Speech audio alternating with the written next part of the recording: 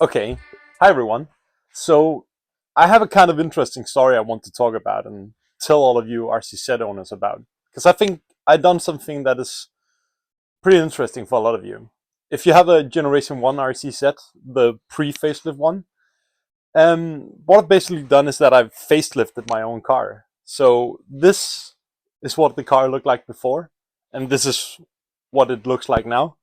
This is a video of me telling you guys how you can turn your Generation 1 RCZ, which my car was, into this, which is a Generation 2 facelift.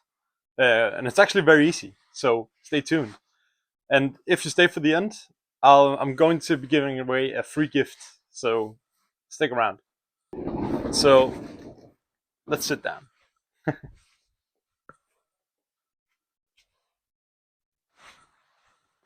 Like all projects, like all projects, we need to start somewhere. So the first thing I think you should start doing is that you need to do your research. Find the parts that you need, and basically this is the list of what the parts that you need. You need the front bumper, of course, all the beautiful black trim and everything. You need the daylight running lights, LEDs. You're gonna need some new headlights, of course, and there's a bracket under the bumper that you also are gonna need. But everything is actually bolt on, so there's nothing new. There's not a lot of wiring you need to take care of. Basically, all the parking sensors and stuff like that, everything just plugs in. And it's basically the same. So in that part, it's actually totally doable and very easy to do. Um, where can you get the parts? You can get them on eBay Motors. I actually sell some on my website, so I can help with it. Or what I did, basically buy a car that has been crashed, take the parts of that, and after that, scrap the car and sell the parts and make some money back. And that made it so actually that I did this on my car for free. I actually even earned a little money on it. So you know, basically the best possible scenario you could ever want. Basically, you facelifted your car for free. So that was the parts. So as I said before, there's one thing that we have to make sure when we change the bumper that we actually move over from the old bumper to the new. Because if your bumper has the parking sensors and everything, you can't just plug and play them. But there's a crash bar sensor here, which you have to make sure you move over from the old one to the new, because they're not the same. So, but you keep the standard wiring and you keep the sensor. It's a plastic strip that goes over the bumper behind it, and you basically just move that over from the old one and zip tie it to the new one. So easy job is that.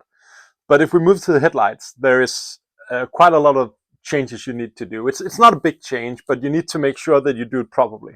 Okay, so looking at the headlights, this is where we're gonna need to do some changes. And these are not permanent, so if you ever want to go back to what you did, you can still do it, but there's some wirings that needs to have a cut. So basically on the facelift model, there's a model difference on them, of course, but the big difference is that the positioning light that we have down here, which basically, shines bright, in my country, Denmark, it always has to be turned on. The bulb on the pre-facelift is always turned on, but the bulb on the facelift car is not turned on. So the headlight has a bulb, there is a wire to it, but it's never gonna get turned on because the way that it works is that the daylight running light is programmed the same way as the positioning light. So what you have to do is that you have to take the two wires that go from it, because you have two different light modes on it. You have low and high.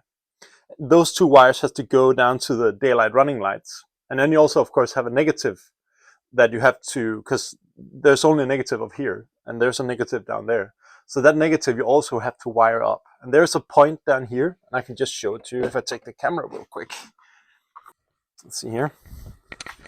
You can see I've opened it here, and basically what I did is that I cut the wire in the middle here, and then I took out the wire, and you can see that down here there is a wire that I made myself. There's 3 wires in it going to the daylight running light. So it's always, it's actually following exactly what it has to do. So that's not an issue at all. And then also, the negative point is maybe difficult to see, but there's that one down here where you can just wire everything up, make it nice and tidy. And then that's it. Everything works as it should. So on that part, it's, there's some work in it, but you have to do a little about it.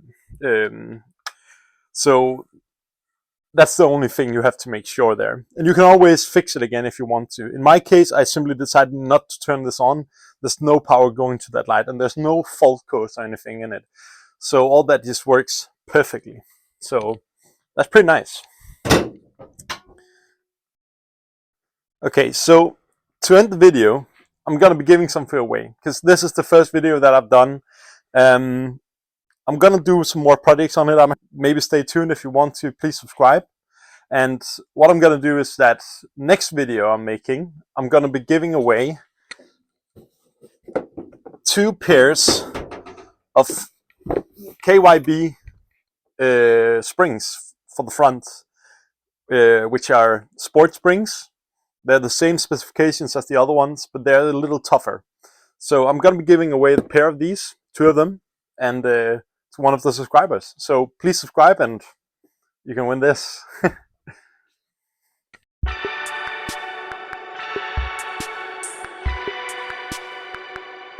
To give you all the information that I can possibly give you, I'm going to give you a few different schematics that I've gotten for the car. The one is for a non-facelift and the other one is for a facelift. So you can see which different wirings that you should have a look at and how they're set up. Since the pre-facelift car is born with fog lights and the other car is not, the facelifted one, it's not the same wires, but still you have the diagram so you can see what you're looking at. Hopefully it helps.